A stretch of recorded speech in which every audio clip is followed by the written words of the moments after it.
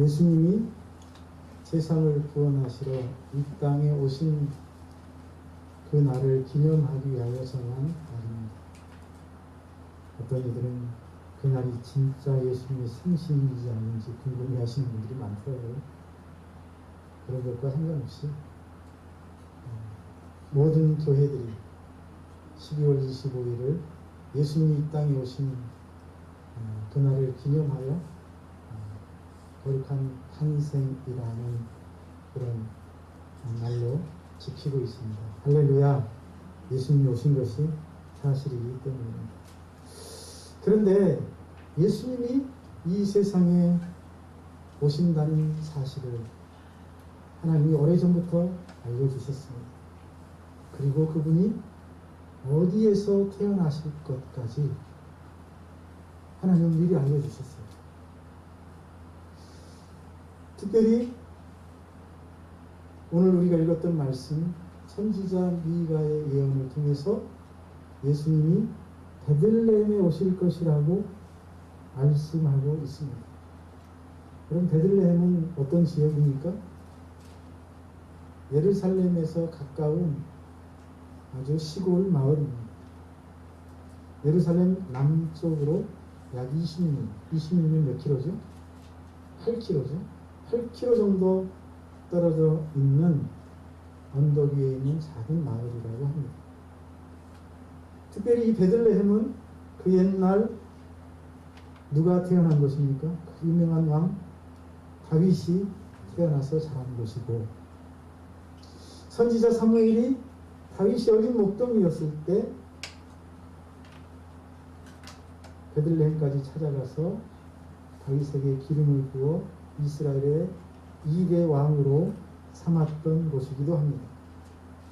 그리고 이런 이야기들 외에 베들레헴에 대한 특별히 언급할 만한 중요한 일들은 보이지 않습니다. 인구 1000명도 안 되는 작은 마을이었기 때문입니다. 오늘 말씀에서 하나님은 선지자 미가를 통해, 미가의 입을 통해 예수님께서는 바로 그런 작은 마을 베들레헴으로 오실게 될 것이라고 말씀하고 있습니다. 다시 한번 보죠. 베들레헴 에브라다야, 너는 유다 족속 중에 작을지라도. 얼마나 작은 마을인지 벌써 나타납니다. 이스라엘을 다스릴 자가 내게서 내게로 나올 것이라. 그의 근본은 상고의 영원의 능력이라. 자, 그런데 여러분, 이 예언을 하고 있는 미가 선지자는 도대체 언제적 선지자입니까? 한번 생각해 보시죠. 언제적 예언자입니까? 미가는요, 예수님이 태어나시기 전에 무려 700년 전에 활동했던 예언자. 몇 년 전이요? 700년 전. BC 737년에서 BC 690년 사이에 활동했던 선지자이기 때문입니다. 다시 말씀드리면 예수님이 태어나시기 700년 전부터 하나님은 세상을 구원하기 위하여 베들레헴으로 메시아를 보내실 것을 예언하고 있다는 사실. 참 놀라운 일이 아닐 수 없습니다.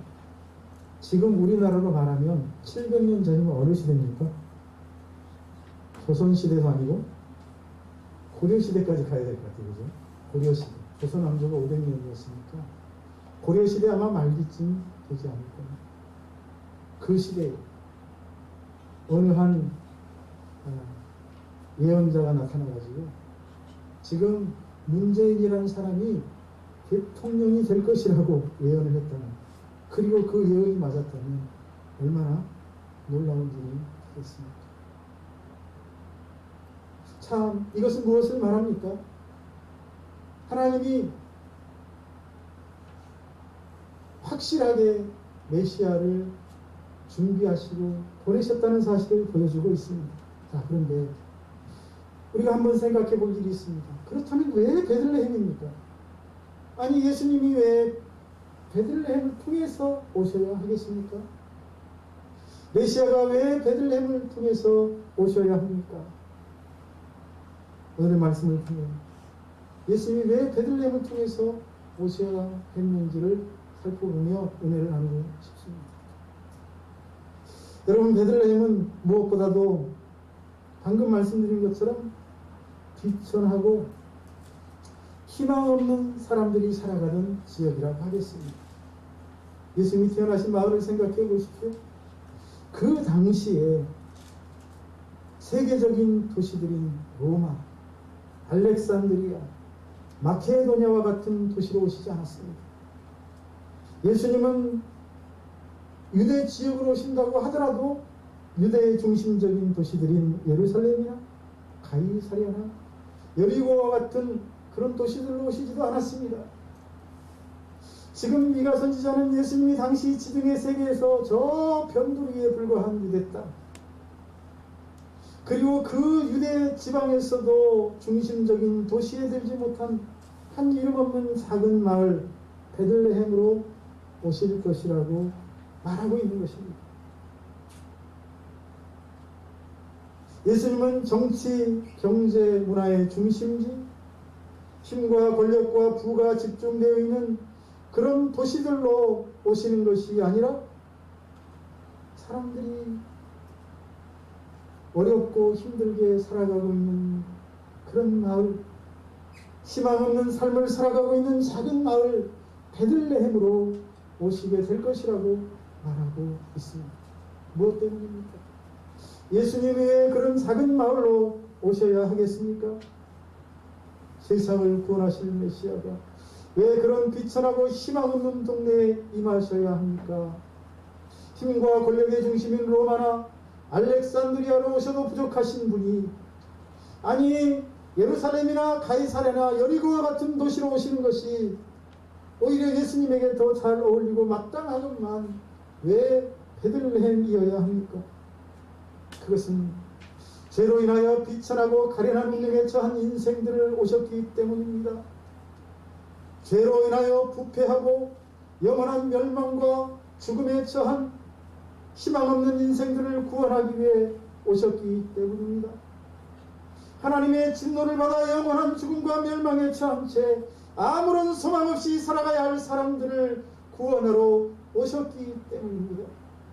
베들레헴은 예수께서 비천하고 소망 없는 인생들을 구원하기 위해 오셨다는 사실을 보여주기에 가장 적절한 장소입니다. 또한 예수님의 부모님들을 생각해 보십시오. 그들은 어떤 사람입니까? 어머니 마리아는 로마 황실의 왕비와 같은 대단한 사람이 아닙니다. 세상이 주목하는 인물이 아니올시도 아주 보잘것없고 평범한 그런 여인이었습니다. 그의 아버지 요셉은 어떤 사람입니까? 역시 마찬가지입니다. 그런 목수일을 하며 살아가던 보잘것없는 사람, 평범한 사람 중에 평범한 사람입니다. 그의 부모들은 로마를 다스리는 왕도 아니었고 심지어 유대를 다스리던 정치 지도자나 종교 권력을 가진 종교인도 아니었습니다. 예수님의 부모님들은 특별하거나 대단한 사람들이 아니었단 말입니다. 지극히 평범한 사람들입니다. 왜 예수님이 그런 평범한 사람들, 그런 사람들을 통해 오셔야 합니까? 로마의 황실에 태어나거나 아니면 적어도 유대 종교 지도자들의 가정에 태어나셔도 부족하신 분이 왜 아무 힘없는 비천한 목수의 아들로 오셔야 했습니까? 예수님은 스스로 자신을 지킬 수 있는 힘을 갖지 못한 사람들을 위해 정해진 자신의 운명에 저항할 수 없고 그저 운명이 이끄는 대로 운명에 이끌려 영원한 멸망으로 달려가는 인생들을 위해 오셨기 때문입니다.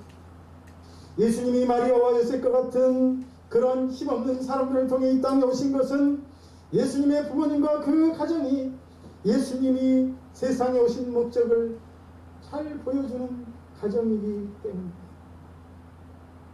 또한 예수님께서 태어나신 구체적인 장소를 한번 떠올려 보십시오. 예수님은 왕궁이나 대궐과 같은 집에서 태어나신 것이 아닙니다. 예수님은 어느 곳에서 태어났습니까? 베들레헴 한 여관에, 그것도 마구간에서 태어나셨습니다. 그리고 그곳에서 태어나신 예수님은 눕힐 만한 곳이 없어서 말 구유 위에 두었습니다. 고상한 말로 말 구유지 말이 밥을 먹는 밥그릇입니다. 무엇을 말합니까? 역시 마찬가지입니다. 이는 예수님이 하나님을 배역하고 범죄하여 하나님 앞에서 쫓겨난 인생들, 하나님 앞에 발붙일 곳이 없이 쫓겨나서 영원한 고통과 절망 속에서 살아야 할 인생들을 구원하기 위해 오셨기 때문입니다. 편안하게 누워 쉴 만한 보금자리 하나 갖지 못한 채 고통 속에 살아가는 인생들을 구원하기 위해 오신 분이라는 사실을 보여주기 위하여 바로 베들레헴 마구간에 오신 것입니다. 그래서 예수님이 누우신 말 구유는 하나님 앞에 발붙이고 하나없는 비참한 운명에 처한 인생들, 조그마한 희망도 없이 절망 속에서 살아야 할 인생들을 온 인류를 상징하고 있습니다. 이처럼 예수님이 베들레헴에 오시고 마리아와 요셉을 통해 태어나신 것, 말 구유에 누이신 것은 바로 그분이 비천하고 희망 없는 인생들을 구원하기 위해 오신 분이라는 사실을 명확하게 보여주고 있습니다. 다시 말하면 그분이 베들레헴에 오신 사건은 예수님이 구세주라는 사실을 증언하고 있는 것입니다. 할렐루야. 예수님이 구세주라는 사실을 증언하는 사건이 또 있죠. 그게 뭡니까? 예수님이 동정녀의 몸에서 태어나셨다는 것입니다. 남자를 가까이 한 적이 없는 여인의 몸에서 성령으로 잉태되어 이 땅에 오셨습니다. 그건 역시 예수님이 하나님이 세상을 구원하기 위하여 보내신 메시아라는 증거가 아닐 수 없습니다. 자, 우리는 베들레헴에 오신 예수를 생각해 보고 있습니다. 베들레헴에 예수님께서 오신 이유는 비천한 인생들을 구원하기 위하여 스스로 그 인생들이 비천하게 살아가는 그 인생들이 있는 베들레헴에 예수님이 오셨다는 사실입니다. 또한 예수님은 생명의 양식으로 오셨기 때문에 베들레헴에 탄생하신 것입니다. 따라합시다. 예수님은 생명의 양식으로 오셨습니다. 베들레헴이라는 말은 히브리어를 소리나는 대로 우리말로 옮긴 것입니다. 본래 히브리어는 베이트 레헴입니다. 베이트 집이란 뜻입니다. 레헴은 빵을 주식으로 먹는 사람들에게는 빵으로 번역할 수 있고, 쌀을 주식으로 먹는 사람들에게는 밥으로 번역할 수 있습니다. 그래서 밥집, 빵집입니다. 베이트 아브라함 하면 아브라함의 집, 베이트 다비드 하면 다윗의 집이 아닙니까? 자, 이렇게 베들레헴은 히브리어로는 유대인들에게 있어서 밥집이라는 뜻입니다. 우리말 성경에서는 왠지 밥으로 번역하면 서민들이 먹는 그런 음식을 나타낸다고 해서 떡이라고 번역했습니다. 고급스럽게 번역한 것입니다. 그런데 여러분, 베들레헴에 사는 아랍인들은 이 단어를 베이트 라흐마 또는 베이트 레흐마로 읽습니다. 똑같은 단어를 그렇게 읽습니다. 레흐마 혹은 라흐마는 고기라는 뜻입니다. 고기. 베이트는 집이라는 뜻이죠. 고깃집. 히브리어와 아랍어는 셈적 언어로서 문법과 발음이 아주 흡사합니다. 유대인들이 베이트 레헴으로 읽는 단어를 아랍인들은 베이트 라흐마 또는 베이트 레흐마로 읽으면서 밥집, 고깃집이라는 미묘한 차이를 갖게 됩니다. 하지만 여러분, 베이트 레헴을 유대인처럼 밥집으로 이해하건 아랍인들처럼 고깃집으로 이해하건 예수님의 베들레헴 탄생을 통해서 주시는 메시지는 동일합니다. 예수님이 사람들을 살리는 생명의 양식으로 오셨다는 분명한 메시지를 주고 있습니다. 밥집에 예수님은 밥으로 오셨습니다. 고깃집에 예수님은 고기로 오신 것입니다. 그렇습니다. 예수님은 자신의 몸을 우리에게 영원한 생명을 주기 위하여 내주셨습니다. 할렐루야. 예수님께서는 요한복음 6장 32절로 35절에서 직접 자신의 입으로 이를 언급하기도 하셨습니다. 자신을 생명의 떡이라고 표현하시는 것입니다. 광야의 만나와 비유하신 적이 있습니다.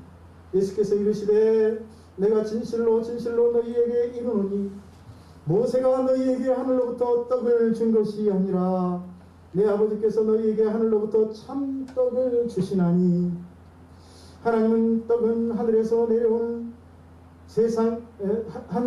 세상에 생명을 주려는 것이다. 하나님의 떡은 하늘에서 내려 세상에 생명을 주기 위해 주신 것이라는 것입니다. 그러면서 예수님이 이렇게 말씀하십니다. 나는 생명의 떡. 내게 오는 자는 결코 줄이지 아니할 것이요 나를 믿는 자는 영원히 목마르지 아니하리라. 자신이 바로 사람들에게 생명을 주는 생명의 떡이라는 것입니다. 여기서도 물론 마찬가지입니다. 에고 에이미 호 아르토 스테스 조에스. 나는 생명의 빵이다. 혹은 생명의 밥이다. 라고 번역할 수 있습니다. 자, 예수님은 사람들을 살리는 생명의 양식으로 이 세상에 오셨기에 베들레헴으로 오신 것입니다. 베들레헴은 세상에 생명을 주기 위하여 밥으로 오신 예수님을 가장 잘 표현해주는 장소가 아닐 수 없습니다. 구약 성경을 보면 생명의 양식인 베들레헴을 떠났다가 쫄딱 망하고 거지가 돼서 돌아온 한 가족이 나옵니다. 누굽니까?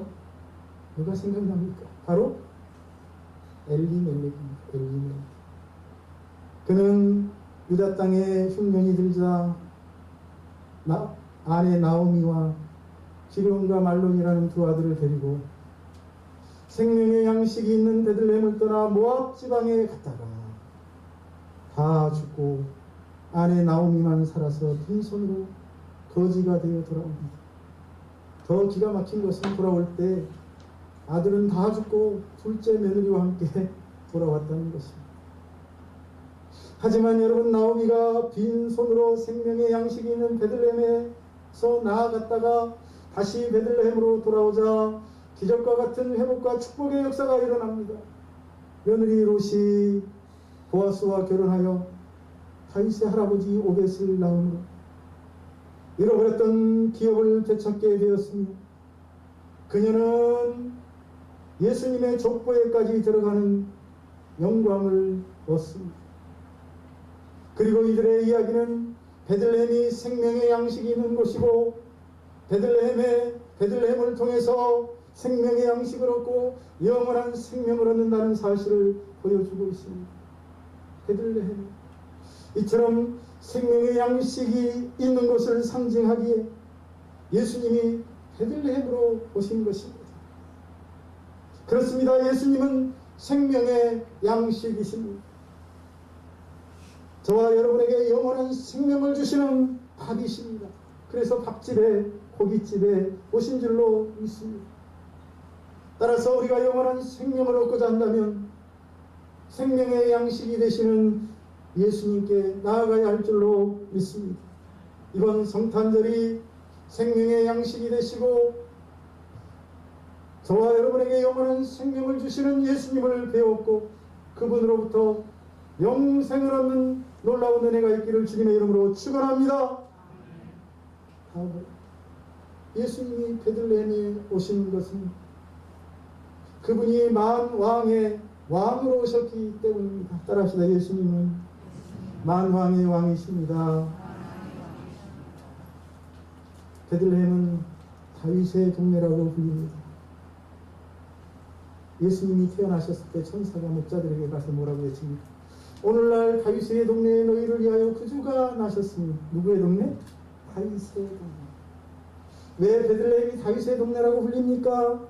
다윗의 조상들이 저 여호수아의 인도로 요단강을 건너 가나안 땅에 입성하여 가나안 땅을 점령하기 위해 그 땅을 기업으로 분배받아 대대로 살아온 곳이기 때문입니다. 다윗은 누굽니까? 성경은 다윗을 하나님의 마음에 합한 자였다고 소개합니다. 그는 하나님의 마음에 들어 이스라엘의 왕이 되는데 이스라엘 역사에 있어서 가장 유명한 왕이 됩니다. 그는 하나님의 마음에 들어 이스라엘의 왕이 될 뿐만 아니라 하나님으로부터 놀라운 축복을 받습니다. 하나님은 선지자 사무엘을 바로 베들레헴에 보내 그 베들레헴에 있는 아버지 집에서 다윗이 기름 부음을 받고 왕이 되도록 하셨습니다. 여러분, 사무엘하 7장 8절로 16절을 보니 왕이 된 이후에 다윗이 하나님께 받은 놀라운 축복이 기록되어 있습니다. 그 말씀을 요약하면 이렇습니다. 내가 너의 집과 너의 나라를 영원히 보존하고 너의 왕위를 영원히 견고하게 해 주겠다는 것입니다. 어떻게 영원히 견고하게 한다는 말입니까? 다윗은 죽었는데, 이 말은 다윗의 후손을 통해 영원한 통치자를 세우고 영원한 나라를 세워주시겠다는 약속입니다. 결국 메시아와 메시아 왕국에 대한 약속입니다. 다윗의 후손을 통해 메시아를 보내주시고 다윗의 후손을 통해 영원한 나라 천국을 세우겠다는 약속이 아닐 수 없습니다. 다시 말씀드리면 다윗의 후손을 통해 구세주여 만왕의 왕이 되시는 예수를 보내시겠다고 약속한 것인 줄로 믿습니다. 예수님의 베들레헴 탄생은 예수님이 이스라엘의 위대한 왕인 다윗의 후손으로 오셨다는 사실을 말하고 있는 것입니다. 베들레헴이라는 동네만이 아닙니다. 마태복음 1장을 보니 예수님의 족보를 통해 예수님이 다윗의 후손이라는 사실을 분명하게 밝히고 있습니다. 1장 1절, 마태복음 1장 1절, 아브라함과 다윗의 자손 예수 그리스도의 기록이다. 누구의 자손? 다윗의 자손. 왜 많은 왕들 가운데 다윗을 언급합니까? 다윗은 이스라엘의 가장 위대한 왕이었거든요. 그리고 그의 후손을 통해 메시아를 보내시겠다고 약속하셨거든요. 그렇게 1장 1절을 시작하더니 2절부터는 아브라함부터 시작하여 다윗을 거쳐 예수 그리스도의 족보까지 언급하고 있습니다. 예수가 누구의 후손이라고? 다윗의 후손임을 알려줍니다. 뿐만 아닙니다. 다윗의 히브리어 이름 숫자가 몇입니까? 14입니다. 유대인들은 다윗이라고 읽으면 벌써 14를 딱 떠올리게 되어 있습니다. 왜냐하면 딸렛이 4고 바브가 6이고 딸렛이 4예요. 합치면 14예요. 다윗 하면 14예요. 그래서 이스라엘의 예수의 조상들의 족보를 14대 14대 14로 나누어서 예수님이 확실한 다윗의 후손이라고 전하고 있습니다. 뿐만 아닙니다. 한 맹인의 입을 열어 다윗의 자손이여 소리 지르게 하십니다. 누구의 자손이라고요? 다윗의 자손. 그렇습니다. 예수님은 다윗 왕의 후손으로 오신 만왕의 왕이시요 만주의 주이십니다. 따라서 예수님이 이스라엘의 가장 위대한 왕 다윗의 고향, 다윗이 선지자 사무엘로부터 왕으로 기름 부음을 받았던 베들레헴에 태어나신 것은 당연한 일이 아니겠습니까? 그것을 통해 주시는 메시지는 예수님이 다윗의 후손으로서 영원한 나라를 세우실 만왕의 왕이라는 것입니다. 할렐루야. 저와 여러분 이번 성탄을 통해 만왕의 왕으로 오시는 예수님을 배울 수 있기를 주의 이름으로 축복합니다. 마지막으로 예수님의 베들레헴 탄생은 예수님이 선한 목자로 오셨다는 사실을 알려주고 있습니다. 따라서 예수님은 선한 목자이십니다. 베들레헴은 오랜 옛날부터 목자들의 뜰이었습니다. 목축하기에 좋은 것이죠. 누가복음 2장을 보면 그 사실을 잘 알 수 있습니다. 특별히 2장 8절 이하를 보면 예수님이 탄생하시는 그날 밤 베들레헴 들녘에서는 목자들이 양을 지키고 있었습니다. 그 지역이 양을 먹이기에 좋은 장소였다는 뜻입니다. 그리고 누가는 천사들이 아기 예수가 탄생하신 소식을 맨 먼저 누구에게 전합니까? 누구에게 전했죠? 목자들에게 찾아가서 알렸어요. 들어서 양치던 목자들에게 천사들이 찾아가서 하늘에는 영광, 땅에는 기뻐하심을 입은 사람들 중에 평화라고 외쳤습니다.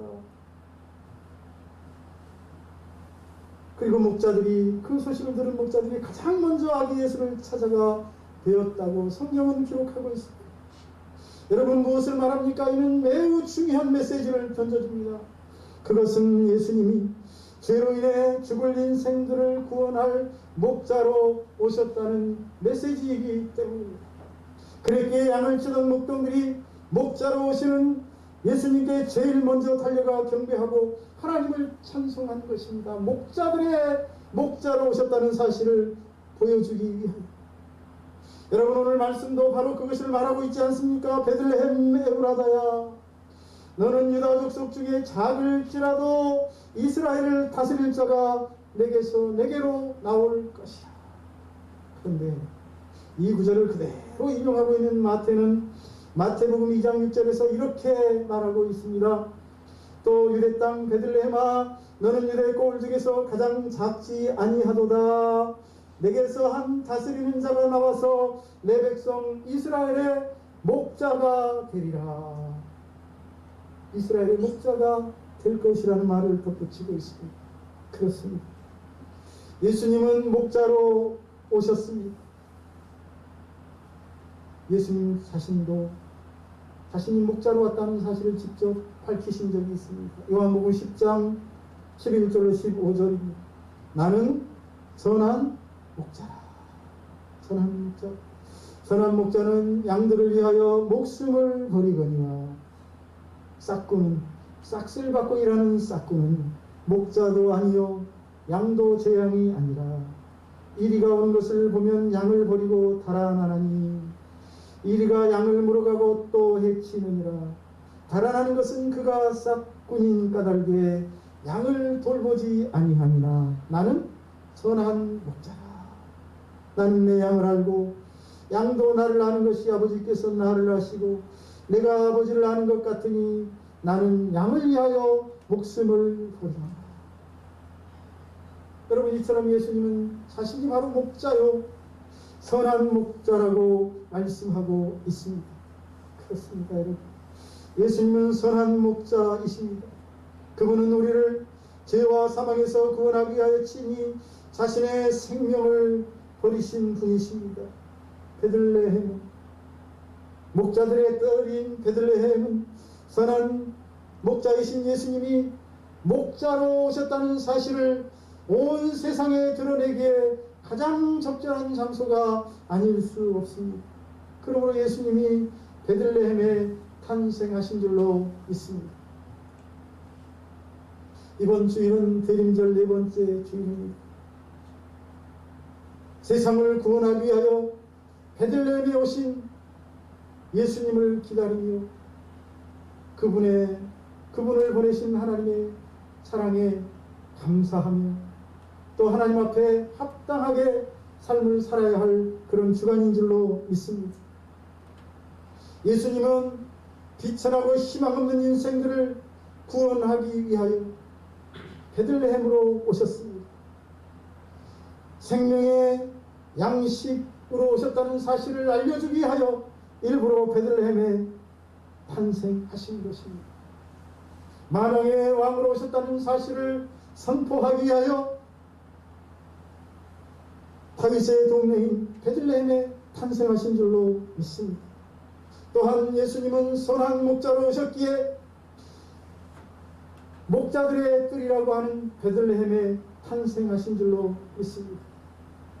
오늘 저와 여러분 이번 성탄을 통해 베들레헴에 오신 예수님을 만날 수 있기를 주의 이름으로 축복합니다. 베들레헴에 오신 예수님을 통해 영원한 생명을 얻고 위로받는 역사가 있기를 주의 이름으로 축원합니다. 기도하겠습니다. 살아계신 아버지 하나님, 오늘 또 베들레헴에 탄생하신 예수님을 생각하며 예수님이 어떤 분이신지를 다시 한번 묵상하게 하시니 감사합니다. 예수님은 하나님이 보내신 확실한 메시아요 구세주라는 사실을 저희들이 베들레헴 탄생을 통해 깨달았사오니 하나님, 저희가 나의 구주와 주님이 되시는 예수 그리스도 앞에 나의 삶을 의탁하게 하여 주시고 나의 운명을 맡길 수 있는 믿음을 갖게 하여 주옵소서.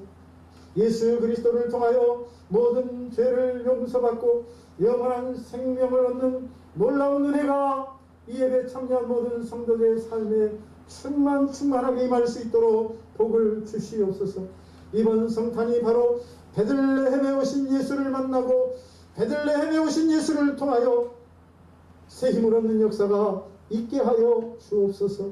예수님의 이름으로 기도하옵나이다.